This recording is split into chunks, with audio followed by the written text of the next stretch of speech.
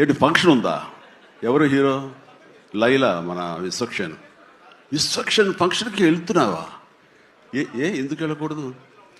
అతను మన మనిషి కాదు, అవతల బాలకృష్ణ. అప్పుడప్పుడు తారక్ అంటాడు అని. అంటే మనుషులు అన్నాక వేరే వాళ్ళ మీద అభిమానం, ప్రేమ ఉండకూడదా?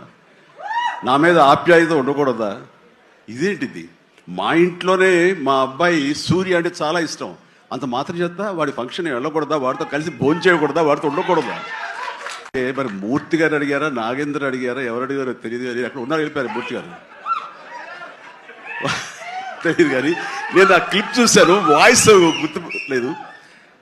మీరు బాలకృష్ణ కాంపౌండ్ కదా విశ్వక్సేన్, ఇప్పుడు మెగా కాంపౌండ్ నుంచి ఆయన ఎలా వచ్చారు అని చాలా చక్కగా సమాధానం చెప్పాడు. మా ఇంటికి కాంపౌండ్ ఉంది కానీ ఫిలిం ఇండస్ట్రీ కాంపౌండ్ లేదని. I appreciate.